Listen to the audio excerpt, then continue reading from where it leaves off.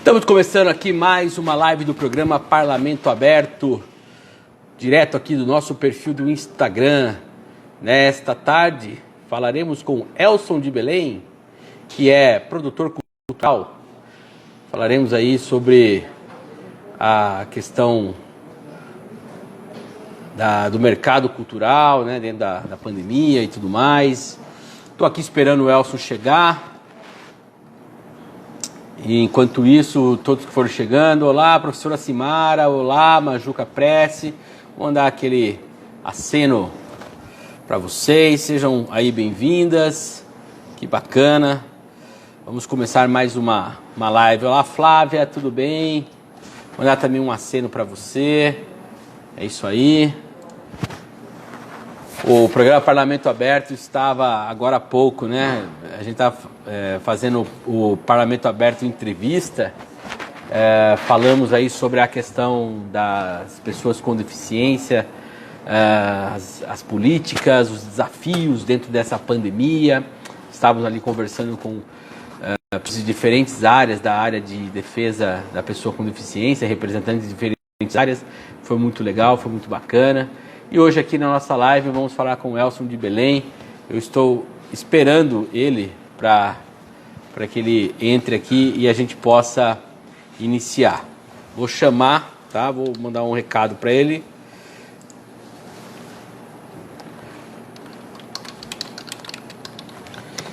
Essa é a nossa live de número 98. Olha só, 98.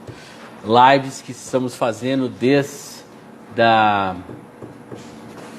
do início aí da pandemia do novo coronavírus. Então, sexta-feira teremos a live de número 100 e vai ser uma live bem especial aí, com a participação do presidente da Câmara, Gilmar Rota, com a participação da diretora de Departamento de Comunicação aqui, a Valéria Rodrigues, e também com toda a nossa equipe que faz toda a parte de produção das lives aí. Não é tão simples quanto parece. Estou esperando aqui o Elson, ele ainda não chegou, tá? Mas daqui a pouquinho já vai entrar aí, eu já falei com ele. Daqui a pouquinho ele entra também com a gente aí para poder fazer essa conversa sobre o mercado cultural, todas as ações que ele desenvolve.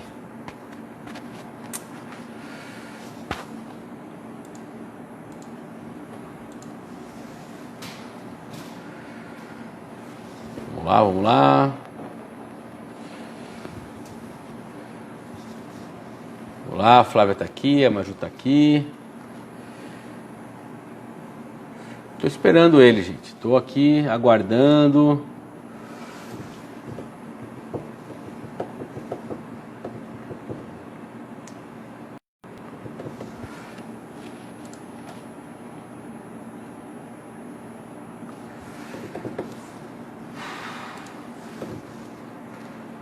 A gente atrasou um pouquinho o começo hoje por conta desse programa que a gente estava fazendo. Lá tivemos um problema técnico ali no início do programa, então acabou atrasando uns 10 minutinhos. Ainda conseguimos chegar com um atraso apenas de 5 minutinhos aqui para começar, então até não foi tão atraso assim.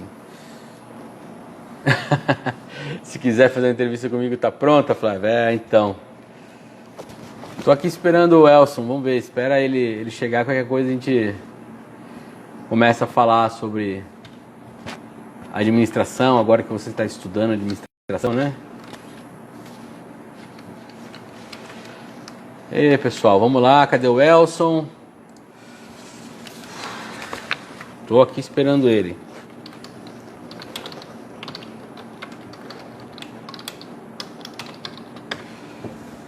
Já chamei.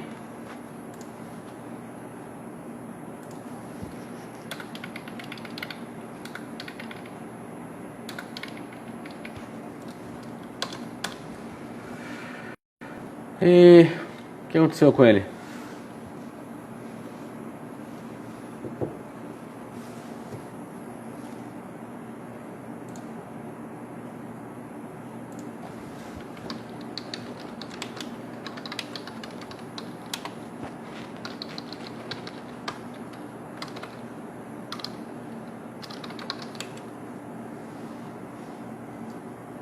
Elson, cadê você? Olha lá, a Paty Medinilha também entrou aqui. Seja bem-vinda. Estamos aqui esperando o Elson.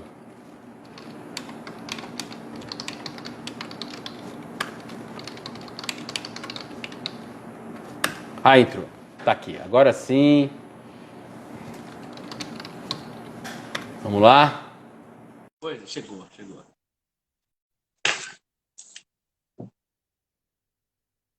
Agora, tô aguardando aqui. Oi! Olá, Elson. Opa, tem como mudar, deixar em pé o seu celular? Tá, Que aqui é em pé. Mais fácil. Isso. Tá. Aê. Tudo bom, Elson? Beleza? Tudo bem. Boa tarde aí aos nossos. Boa tarde. Eu só estou ajustando aqui, Eric, só estou ajustando aqui. Só um momentinho. Fique à vontade. Também vou pegar meu retorno aqui para poder. Vai.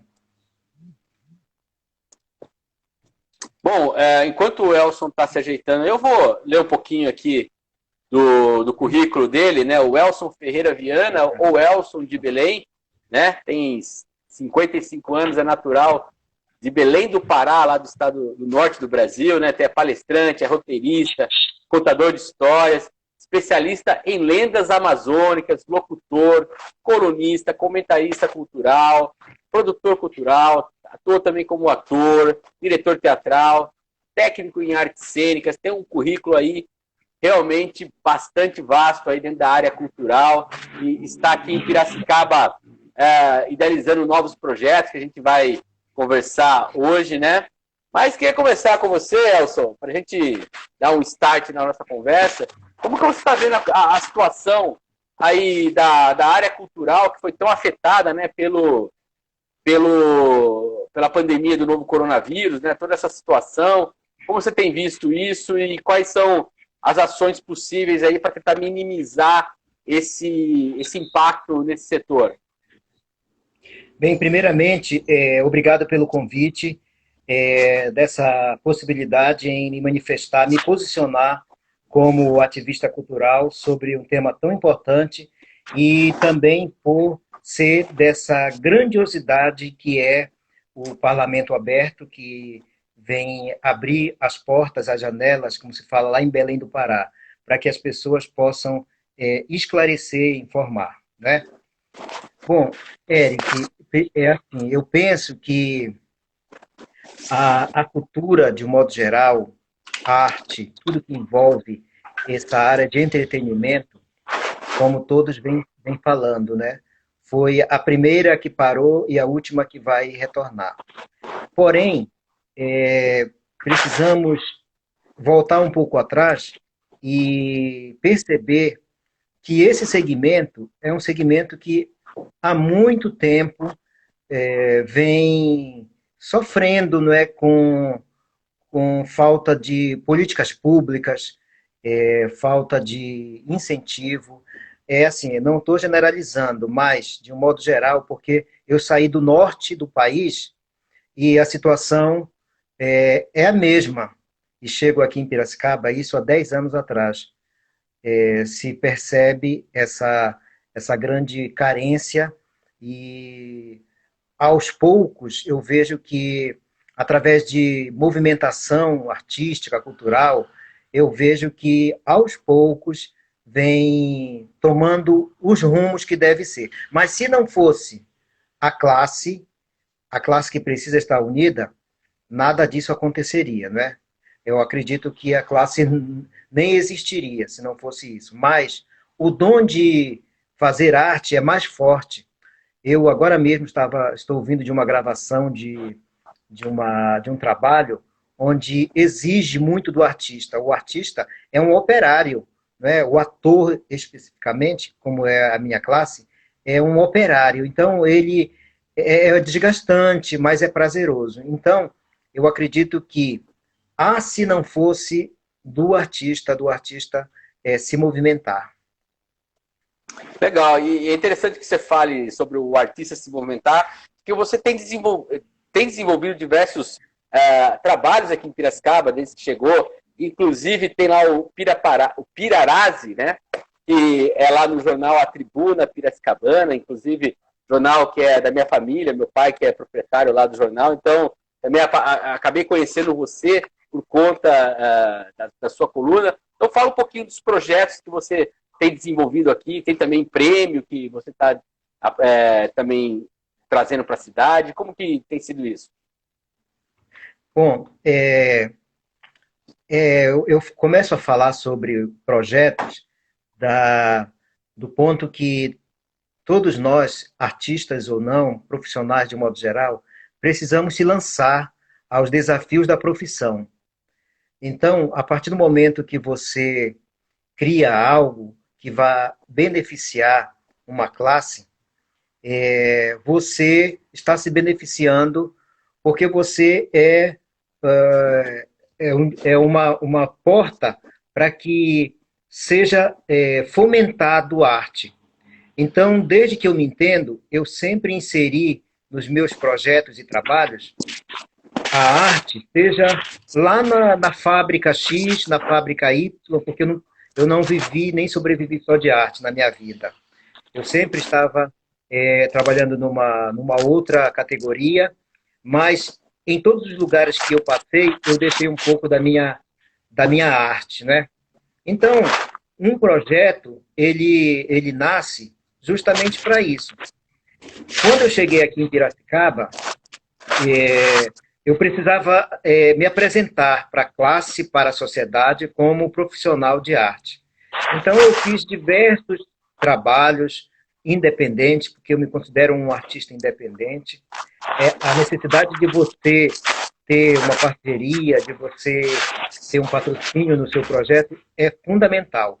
Mas se você não tiver o ponto de partida, nada vai adiantar.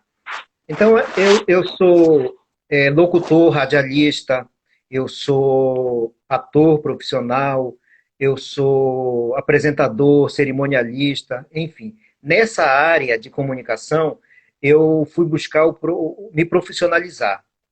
Então, a partir do momento que você se profissionaliza, você vai criando seus projetos. E aí, quando cheguei aqui, eu criei um projeto de rádio chamado Clube Social. Esse projeto de rádio, nós ficamos 2 anos na Rádio Pira, a primeira rádio web de Piracicaba, que foi justamente onde a classe, né, a sociedade de modo geral, começou a me conhecer. O meu objetivo foi alcançado, onde diversos artistas abriram portas para que o artista local pudesse ter um espaço. E o culto social foi isso, né? Depois, trabalhei com teatro, junto ao Guarantã, na Paixão de Cristo. Depois fiz outros trabalhos na área de arte cênica. E quando foi em 2014, eu criei o projeto Pirarazi. O Pirarazi é uma revista de entretenimento. Ela tem o objetivo de divulgar o artista e a sua arte, a partir do espaço. E nós iniciamos primeiro no digital, no Facebook, numa página não tinha muita credibilidade, né? Não tinha nada de credibilidade, mas fomos, não é? E o grande auge do projeto Pirarazi foi quando nós entramos para o jornal impresso A Tribuna Piracicabana, onde eu agradeço imensamente ao Evaldo Vicente por conta dele acreditar vestiu a camisa e acreditar no projeto. Para mim, eu soltei fogos. Quando eu fui aprovado, eu soltei fogos, sabe? A minha vontade era sair correndo pela rua e gritar, e gritar. Foi muito importante para mim, eu agradeço imensamente, tenho grande gratidão pelo Evaldo por ter acreditado. A partir do momento que a coluna entrou para o jornal, as portas se abriram de uma forma assim que eu até assustei, né? Pelo retorno muito grande, não só de artistas, né? Mas de um modo geral. Quando eu vi a coluna estava sendo lida pelo público de um modo geral.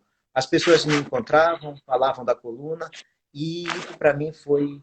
Eu falo para mim, não é? Mas falo também para uma equipe, tá? Porque nós somos uma equipe que trabalhamos para colocar essa coluna toda semana nas bancas, nas redes digitais. E esse foi um grande projeto, um dos grandes projetos que ganhou o mundo, porque ela é digital e ela chega em qualquer lugar do mundo. Eu tenho uma amiga lá em Paris, que é a Nazaré Pereira, uma cantora paraense que mora em Paris há mais de 30 anos. E ela acompanha a coluna pelo jornal digital lá, lê, quer saber, né, o que está acontecendo na cidade de Piracicaba, na região. Então, para mim, isso foi um grande presente. Além disso, para associar esse trabalho, foi criado ano passado o projeto Prêmio Pirarazzi de Cultura, que faz alusão ao Pirarazzi, né? E esse prêmio tem esse objetivo, na verdade. Todos eles têm esse objetivo de valorizar o artista local, o artista que hoje está sem o seu espaço para trabalhar, o músico que está sem o bar, o restaurante para trabalhar. Né? É o ator que não tem como apresentar um projeto e não tem, os teatros estão fechados. E a gente, quando oferece um espaço como esse, você tem um retorno assim altamente gratificante. Que bacana, legal. E como tem sido a recepção? Você falou um pouquinho assim, mas desde que você chegou aqui em Piracicaba, né, você tem conseguido aí colocar teu nome, se apresentar como ator profissional, como um profissional da área cultural, né? Como tem sido a recepção com os pares e também com o público, né? Aí dentro dos trabalhos que você tá buscando. É um trabalho de formiguinha, né? São 10 anos aqui, então, como eu falei no início, eu tive que ir me mostrando, tive que aparecer, como diz, ele quer aparecer. Claro que eu quero aparecer, o artista precisa aparecer. Então, foi através dos projetos que eu consegui me apresentar. E a recepção, essa receptividade do povo piracicabano e da região, ela foi aos poucos, né?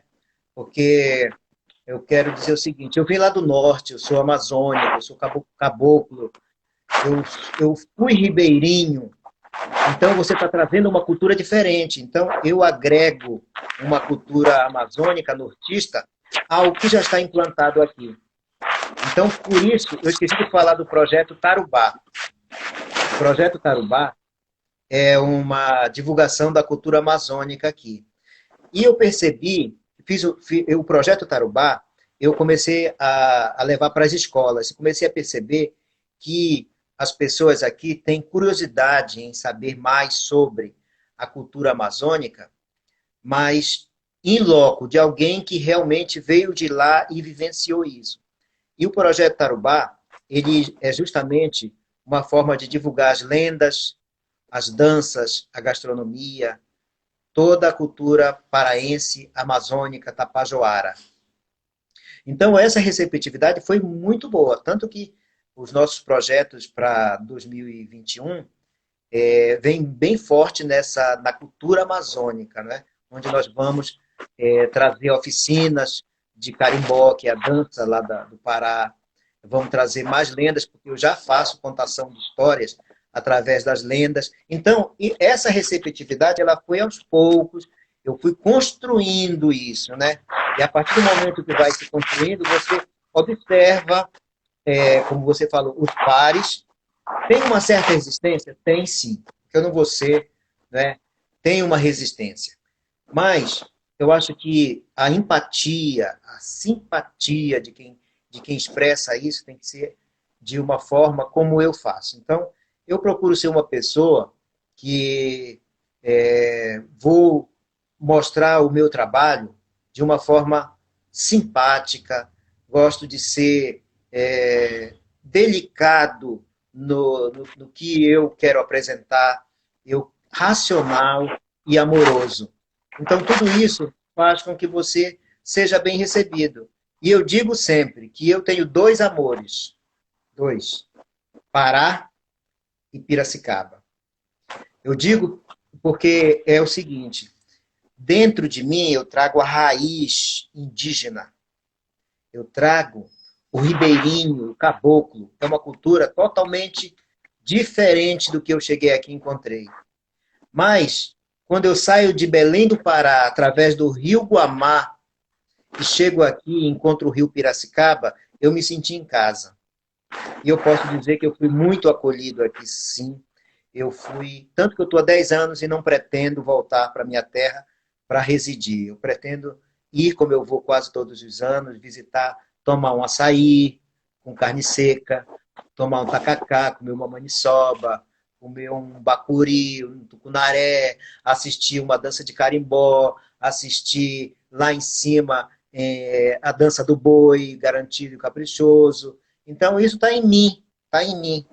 E aqui eu quero mostrar isso para as pessoas, como é tão rica, como o Brasil é riquíssimo e é necessário abrir portas para que as pessoas possam conhecer.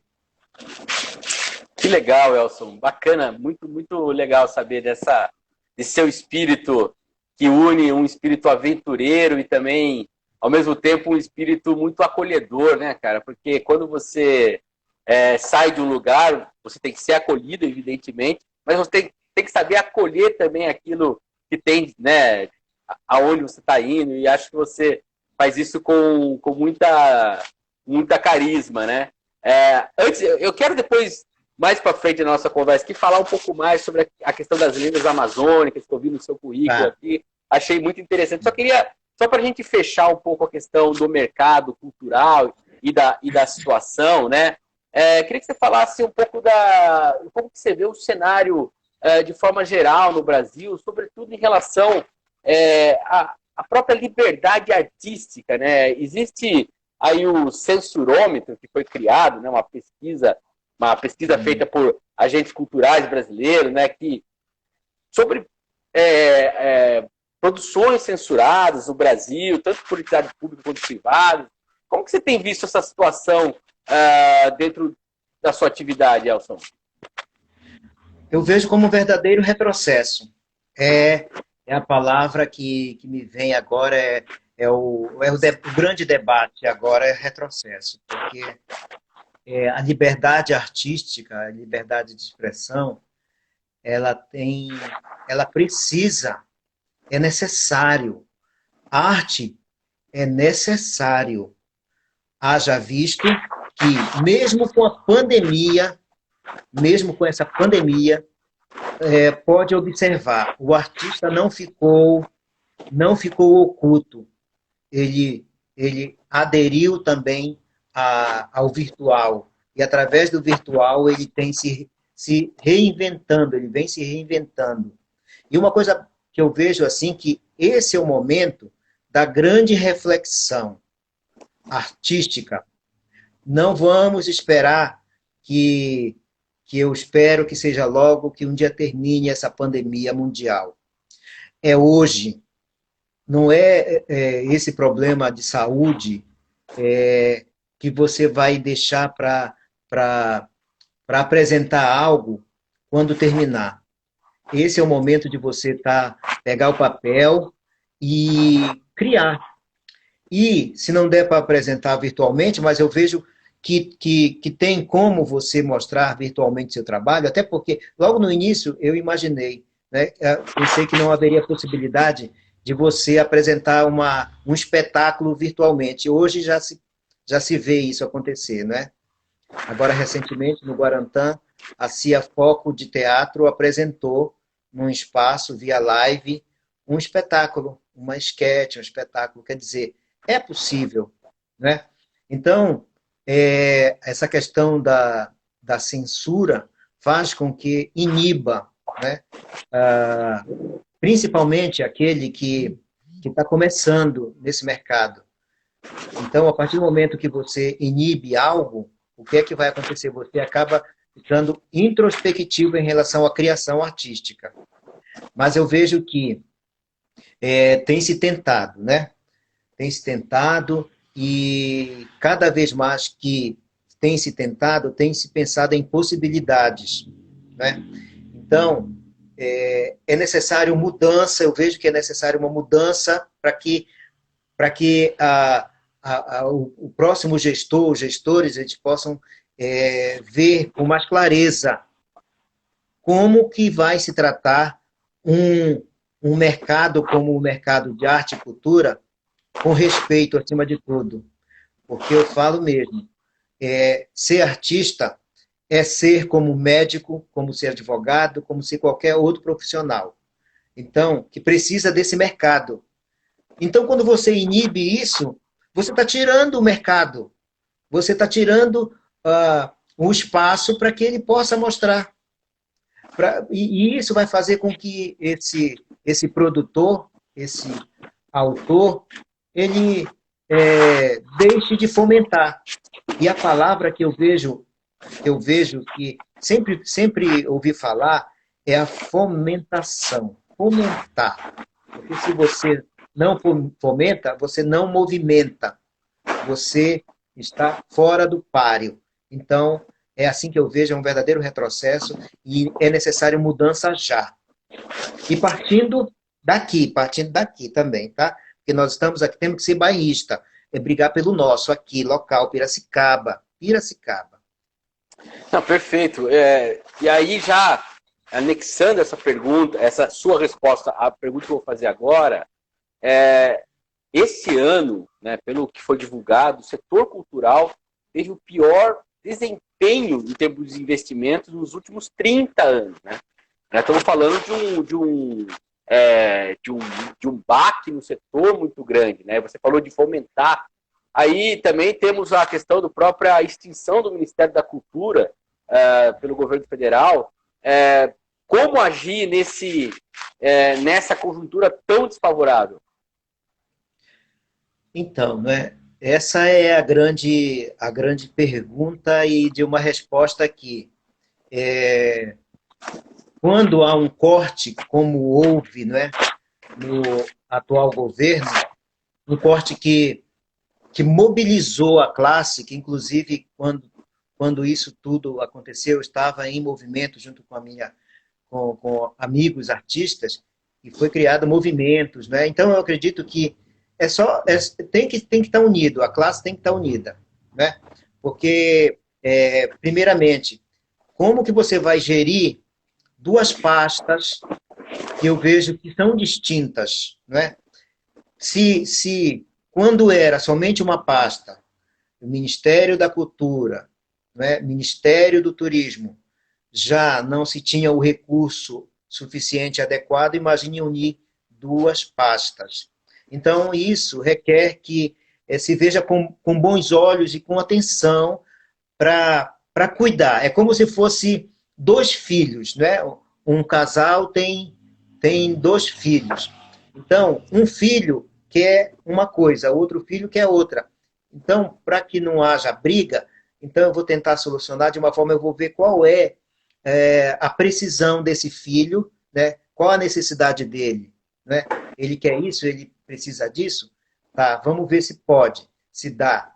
Se e o outro quer essa outra coisa, vamos ver. Então, acho que tem que, primeiramente, vamos falar abertamente, vamos pensar em fazer com que essas partes sejam distintas e vamos trabalhar cada uma como deve ser trabalhada.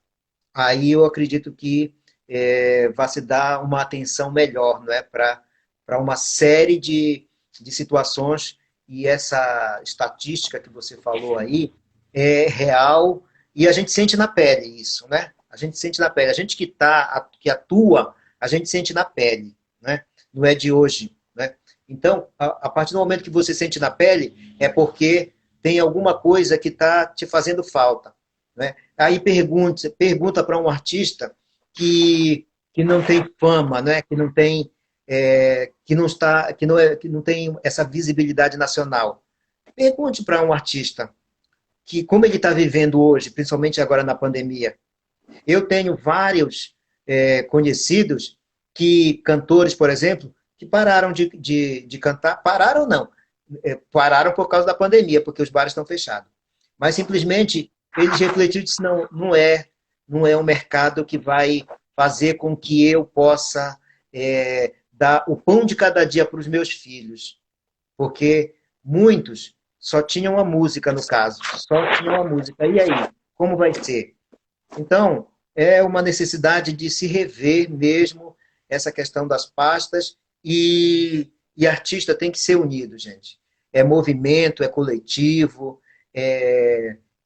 fazer com que a classe ela possa estar, ela esteja de uma forma se valorizando, porque isso aí é valorização de si próprio. E falando então, já que nós estamos ainda nessa pandemia, embora a gente esteja assistindo aí esse espetáculo até um tanto quanto grotesco, né? Das pessoas que estão, parece que a pandemia acabou, tá indo para a praia, tá trabalhando, agindo como se não tivesse acontecendo nada, né?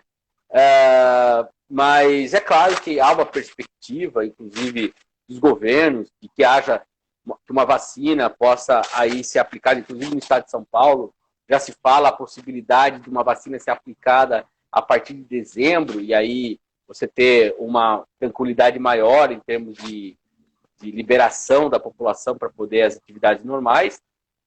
Então, assim, claro, nós vivemos numa perspectiva de que vai haver um pós-pandemia.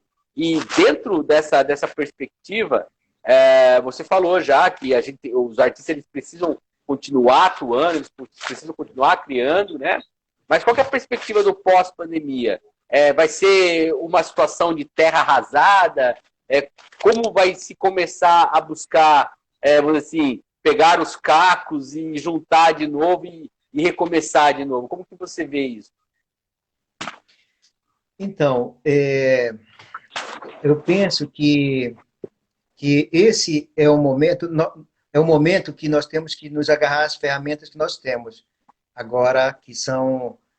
eu fico pensando, né? Se essa pandemia acontecesse e não fosse no advento da internet, como seria?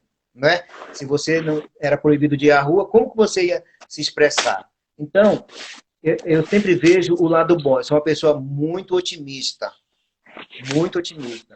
Pé no chão, realista, mas otimista e tenho esperança, muita esperança, que isso tudo vai passar e vai haver uma transformação, né?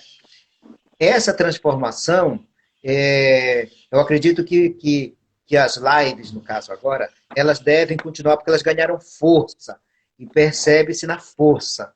Quer um exemplo? Vou te dar um exemplo assim que é de cara, que quando eu soube, eu disse, olha, como a solução, tudo tem solução. Acontece todos os anos em Belém do Pará, há mais de...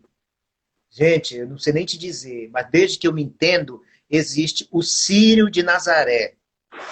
E o Círio de Nazaré o que é? É uma festa religiosa que acontece no mês de outubro e reúne mais de 3 milhões de pessoas nas ruas de Belém do Pará. Com essa pandemia, não tem como. E vai ser realizado o Círio virtual, entende? Vai ser realizado. Então, através das lives, né? Que inclusive já começaram, porque o Círio começa, é igual o carnaval, terminou um desfile, já tem que pensar no outro, né? Então, eu vejo que, como a gente teve que se reinventar, quando passar, quando realmente tivermos uma vacina, vai ser tudo novo mesmo, novo, mas agregando algo a mais, né? Por exemplo, eu já imagino um espetáculo, os atores em cena e uma tela, né? Uma tela e passando algo online naquele espetáculo. Quer dizer, eu acredito que deve ser agregado. As lives, elas não podem parar, elas não podem deixar de ficar de lado. Por quê? Antes já existia, assim, as lives, né? Eu lembro, mas muito pouco se falava, enfim. Então, quer dizer, era melhor você ir assistir um espetáculo, ou um musical, ou um show, e ver a performance do artista, do que você assistir pela TV. Então, eu acredito que vai ser agregado, sim, e acredito na criatividade, acima de tudo.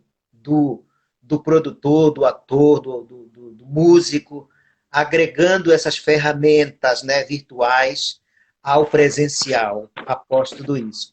Mas eu acredito também que é como se nós passássemos para uma nova era.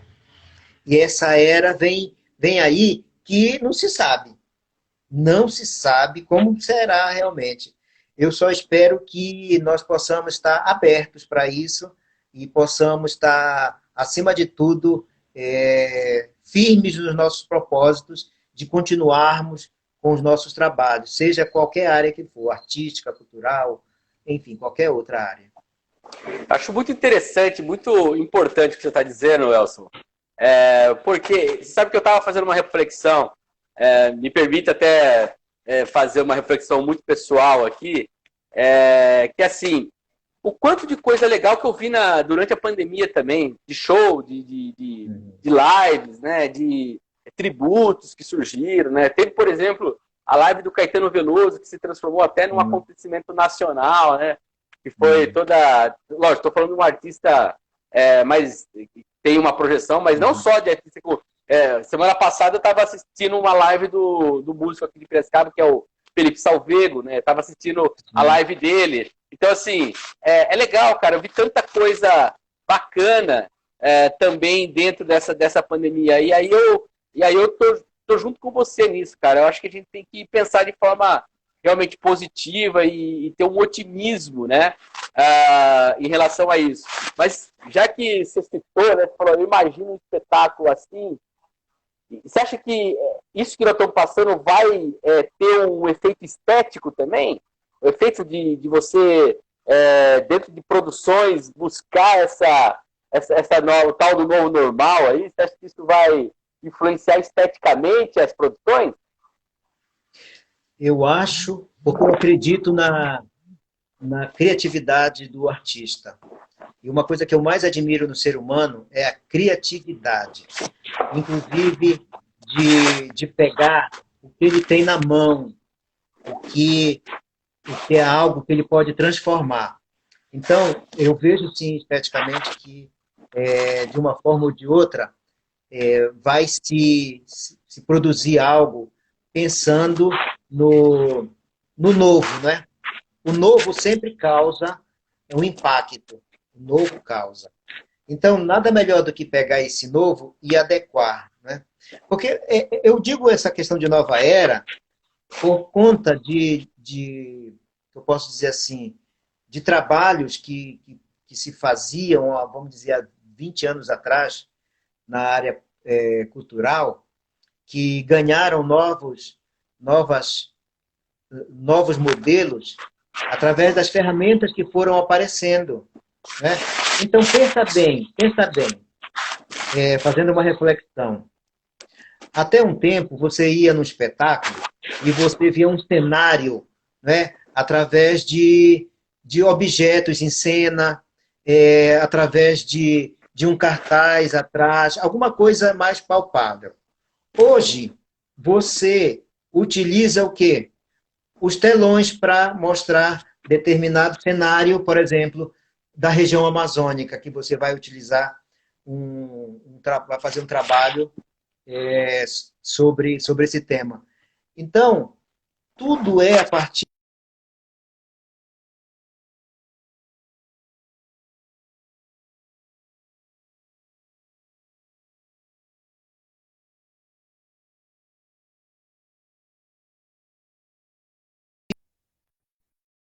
probleminha técnico aqui.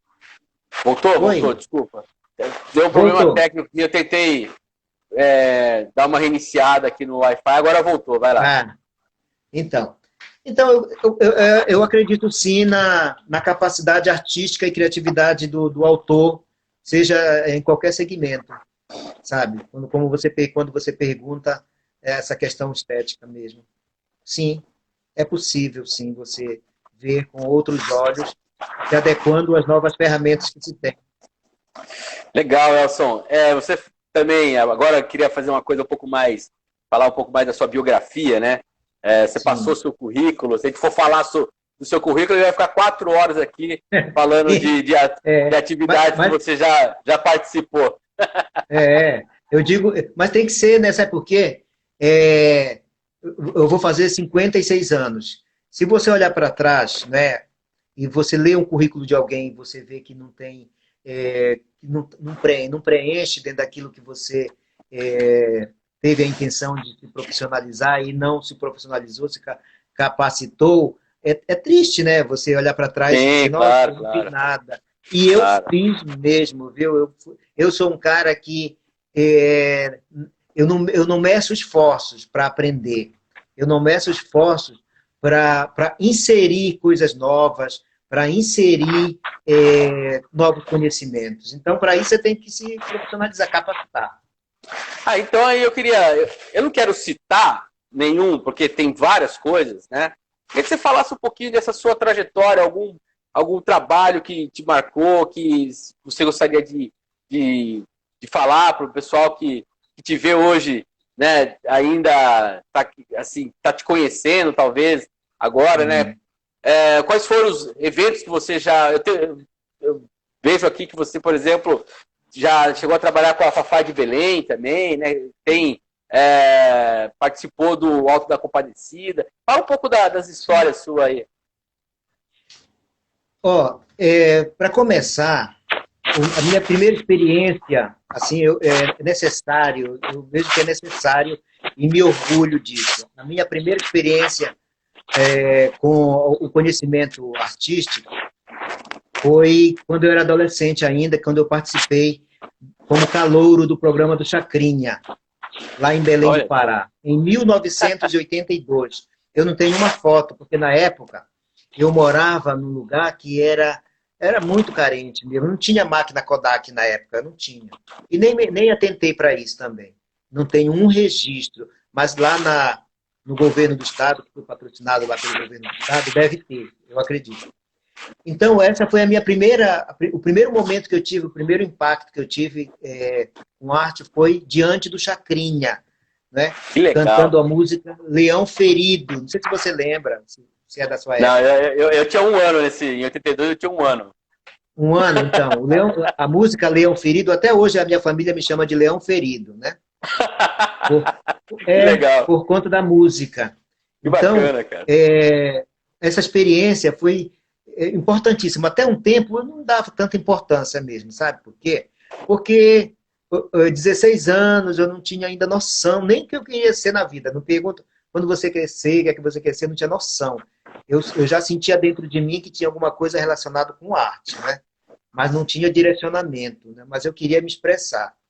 E aí eu fui eu fui para ser nas eliminatórias de calor, isso foi lá em Belém, tá? O Chacrinha foi em Belém. Nas caravanas que ele fazia, ele foi em Belém e teve lá o show de calouros. E eu cantei a música Leão Ferido. Eu cantava muito mal, cantei muito mal. Mas eu não sei como, eu sei, aliás, porque eu cheguei até o dia do evento onde o Chacrinha estava. Depois eu fui saber que a vida é um jogo, né? Tem os que perdem e os que ganham. E eu estava ali já para receber o troféu Abacaxi, que era o prêmio de consolação, né? E foi isso, a minha primeira experiência com ele. E depois me tornei fã dele, né? Assisti os programas.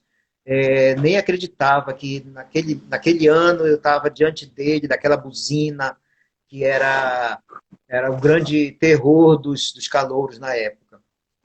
E a partir daí, eu comecei a buscar outros caminhos, né? Eu pensei que, assim, bom, a música não é o meu forte. A música não é o meu forte. O próprio Chacrinha disse, olha, meu filho, volte para sua casa e procure outra profissão, se você for músico, porque você não canta nada e você não tem direito nem a troféu Abacaxi, que você vai me dar prejuízo. Olha só como cantava tão mal. É hilário, isso é hilário falar, mas aconteceu, né? Aí depois disso eu fiz, entrei para oficinas de teatro, fiz alguns espetáculos. A minha primeira apresentação, a minha primeira personagem foi feminino, a boneca de louça, por conta da atriz que fazia. Tá escuro, né, Eric? Tá um pouco escuro aí. Tá, peraí rapidinho. Posso sair um pouquinho? Vai lá. Pode ir. Tá. Estamos aqui com o Elson de Belém, só esperando ele acender a luz ali, ó. Já melhorou já, hein? Desculpa aí, Aê, desculpa aí. Imagina, fica tranquilo, Elson, você está em casa. Tá, tô mesmo em casa. Tô em casa. Então, Literalmente, né? literalmente em casa. Então, aí eu fui fazer a boneca de louça. A atriz que fazia, ela teve um problema de família e foi embora para a cidade dela. E como eu estava assistindo, né, porque eu era contra a regra, e aí o diretor me chamou e eu fui fazer a boneca de louça. Eu tinha 19 anos. Para entrar naquele maiô, que era o figurino, era um maiô de princesa. Nossa. Pensa. Para entrar naquele maiô foi terrível. Até que fomos até o final da temporada e fiz uma boneca de louça que teve que ser adaptada, né, para caricata. E fiz, essa foi a minha estreia no palco mesmo. A minha estreia no palco foi essa. Depois participei de outros espetáculos lá em Belém do Pará e fui me profissionalizando, né, buscando, me capacitando, melhor dizendo, fazendo cursos na área. Fui fazendo. Fui trabalhar teatro empresa, lá através das CIPATs. Fiz muito CIPAT, sempre levando... imagine você levar para uma fábrica teatro, onde as pessoas não tinham conhecimento do que era. Veja bem, há uma grande diferença aí. A grande diferença de você falar de arte, tá? Ou cultura, que é você falar de arte para alguém que só vai num bar, ouve uma música, dança e acabou. Para ela, isso é arte. Certo? E aí, era complicado. E eu levei uma peça teatral, que inclusive foi de autoria minha, para uma empresa, para uma indústria. E chamou tanta atenção e foi tão bem aderido até pelos diretores, que a partir daí, todas as CIPATs tinham uma performance teatral. E nada melhor do que trabalhar isso com os próprios funcionários. Isso foi uma grande abertura, né? Isso para mim também foi muito importante, trabalhar o teatro com os funcionários das indústrias. E depois, sempre trabalhando com arte, para onde eu ia, eu sempre levei o teatro comigo, né? Eu fui professor, né? Ainda sou professor e orientador de teatro. Tive várias turmas, isso lá em Belém. Daí teve um momento que eu disse para mim, né? Eu preciso voar, é necessário. Principalmente por conta de... Eu já trabalhava profissionalmente, mas não me legalizava por conta do DRT. O DRT, o documento que te torna um profissional, mas já trabalhando como profissional, até porque trabalhei no SESC, trabalhei no SESI, trabalhei em outros lugares, mas depois começou a ser exigido o DRT. E lá em Belém, naquela época, era muito complicado, então eu precisava voar, principalmente por conta do DRT. Foi quando eu decidi vir para Piracicaba, né? Estado de São Paulo, e aqui eu consegui tirar meu DRT, e eu digo sempre, né, que não é o documento que te torna um profissional. O documento legaliza, mas é todo um conjunto de coisas que te tornam um profissional e, acima de tudo, de você trabalhar com credibilidade e responsabilidade. E é isso que eu tenho feito na minha vida até hoje. E chegando aqui em Piracicaba, um outro ponto muito forte foi o Pirarazzi mesmo, né? Que o Pirarazzi hoje é um filho que está no mundo, né? Eu digo que ele não é meu, porque eu tenho o maior orgulho de dizer e faço com muito carinho esse trabalho, mas hoje, quando se pergunta se você conhece Pirarazzi, eu acho que 80% das pessoas conhecem, somente da área, né? Os nossos artistas da região, fora, conhecem o Pirarazzi. Então, meu filho que me dá mais orgulho mesmo é o Pirarazzi. Mas o Tarubá está aí que eu quero muito que as pessoas conheçam esse projeto que é lindo. Quero trazer profissionais até lá de Belém do Pará para que a gente possa, né, passar a veracidade do que é a cultura amazônica, a verdadeira cultura amazônica. Porque uma coisa, Eric, é você apresentar um trabalho, por exemplo, de dança, se você só assiste no YouTube um determinado grupo apresentando o carimbó, por exemplo. Outra é você ter alguém de lá aqui e te apresente detalhes, né, minuciosos do que é aquela dança e tem toda uma história. Perfeito.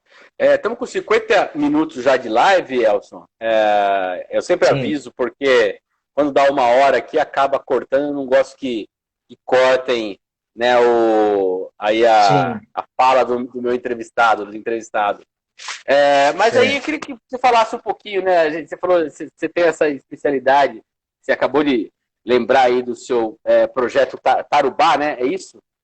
Tarubá. Você sabe o que é tarubá? Que é? Não, né? Não sei. Tarubá é uma bebida indígena. É uma bebida até hoje que é feito de uma planta e os índios tomam muito para revigorar, né? E também ela é afrodisíaca e também é tida como como é que chama aquele nossa, me falhou agora a memória. Potência sexual, para melhorar a potência sexual, entendeu? E é muito forte a bebida, né? Então eu fui buscar esse nome que eu achei bem interessante, tem a ver. Legal, legal. Então, estamos com quase 52 minutos agora, mas queria que você falasse um pouquinho dessa questão das lendas amazônicas. A gente aqui no Sudeste, a gente, quando está na escola, estuda folclore e acaba ali sabendo alguma coisa, que nem Bumba Meu Boi, né, que você chegou acho que citar no começo aí. O próprio carimbó também, que é uma dança que você falou, né? Mas fala um pouquinho, né, de como que você... qual arte nortista que você traz para nós aqui, né? Quais são essas lendas? Como que você busca essas inspirações? Então, as lendas é o seguinte, né? Eu trago elas a partir do momento que me recorda a minha avó contando as lendas in loco, na beira do Igarapé, na beira do rio. Então, as lendas estão em mim, quais são? Matinta Pereira, a lenda do Boto, a lenda da Vitória Régia, a lenda da mandioca, a lenda do Curupira, a lenda da Cobra Grande, e outras, a lenda do Tambatajá, e outras lendas. Eu te digo isso, e tenho propriedade em dizer, que a minha avó foi a maior contadora de histórias da minha família, e ela nos chamava para a beira do rio para nos falar sobre o boto que passava por ali. Inclusive, ela dizia, naquela pedra que está mais adiante é por onde o boto costuma passar, e cuidado com as mocinhas, não é? Com as mocinhas, quando aparecesse um jovem galanteador e se aproximasse dessas mocinhas. Cuidado. Meninos, fiquem atentos quando vocês verem qualquer rapaz diferente por aqui, porque é o boto, né? Então isso está em mim, gente, isso está em mim. Eu ouço lendas amazônicas desde que eu me entendo por gente. Então, nada melhor, estando aqui no Sudeste, e apresentar com maestria, com tudo o que a lenda ela precisa ser passada de uma forma original, a matriz mesmo, né? E eu posso te dizer que eu não posso deixar de falar dela. Eu criei um personagem chamado Fiofó de Belém. Não sei se você já ouviu falar. Essa Sim, personagem eu vi por aqui, é o meu carro-chefe. Uhum. Eu vi pela sua Então, essa personagem teve um tempo que ela que contava essas lendas amazônicas, né? Eu me caracterizava de Fiofó de Belém e ela contava ludicamente sobre o Boto, sempre satirizando, sempre com comédia, né? Porque tem um lado, né? Não é só o suspense, porque quando você fala de lenda tem todo um suspense, né? Uma coisa assim amazônica de, de mistérios, né? E a Fiofó, ela conta diferente. E eu posso dizer que faz parte do meu currículo, né? É importantíssimo trabalhar essa questão das lendas amazônicas, principalmente das escolas, né?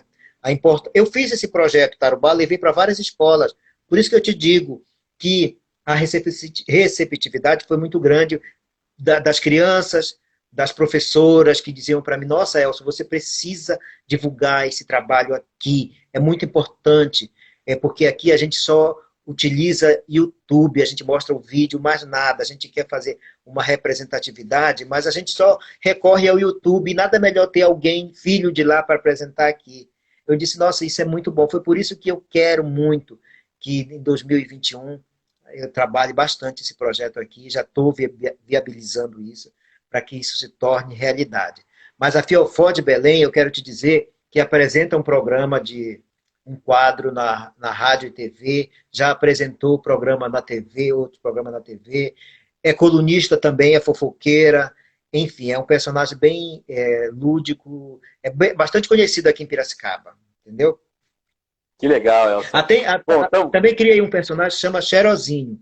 Xerozinho é um personagem nordestino que fui chamado para fazer faço parte ainda do Centro de Tradições Nordestinas aqui de Piracicaba, e criei esse personagem que ficou muito conhecido porque também teve um quadro no programa de rádio aí. Então eu sou muito feliz, gente. Eu não posso dizer que eu não sou feliz, quero realizar muito mais coisas aí, mas eu sou muito feliz pelas oportunidades e as portas que foram abertas aqui na cidade de Piracicaba. Que legal, Elson. Olha, infelizmente nosso tempo está se esgotando. Como eu falei, para não cortar no meio aí, eu sempre termino um pouco antes, né? Não cortar a fala. Queria agradecer a você por ter aceitado o nosso convite, a disponibilidade em falar com a gente. Parabenizar também pelo seu trabalho, pela essa figura tão otimista, carismática que você é. Muito obrigado, viu, Elson? Tá. Eu só tenho a agradecer. Cada espaço que é me dado, eu sempre guardo com muito carinho, porque é uma forma de pensar e dizer assim: nossa, eu cheguei e eu estou sendo valorizado por aquilo que eu estou produzindo. Então, muito obrigado a você e todos que fazem esse trabalho importantíssimo. Meu contato é YouTube, Instagram, Facebook, eu estou em tudo quanto é lugar. Beleza, Elson, obrigado, viu? Lembrando a você aí que está nos acompanhando que essa live se transformará amanhã numa matéria lá no site da Câmara de Piracicaba, né? câmarapiracicaba.sp.gov.br. Você pode acessar essa e todas as outras matérias das nossas. Essa é a nossa live de número 98. Já são 98 lives aqui desde o início da pandemia. Também esse vídeo vai lá para o nosso canal no YouTube, no Comunicação Câmara de Vereadores de Piracicaba, onde também você pode ter acesso a todos os 98 vídeos, inclusive esse que vai estar lá também. E você que entrar no site da Câmara, tem lá um link logo na entrada que é para se inscrever na nossa lista de transmissão do WhatsApp. Aí você recebe no seu celular informações da Câmara, do programa Parlamento Aberto, inclusive essa matéria que nós vamos fazer sobre essa conversa que tivemos com o Elson de Belém aqui. Muito legal, Elson. Muito obrigado mais uma vez, cara. Tenha muito sucesso e tamo junto aí. O que a gente puder ajudar, sempre estamos à disposição. Valeu mesmo, viu? Valeu. Espalhe paz. Espalhe paz, é isso aí. Valeu. Até mais. Tchau, tchau, pessoal.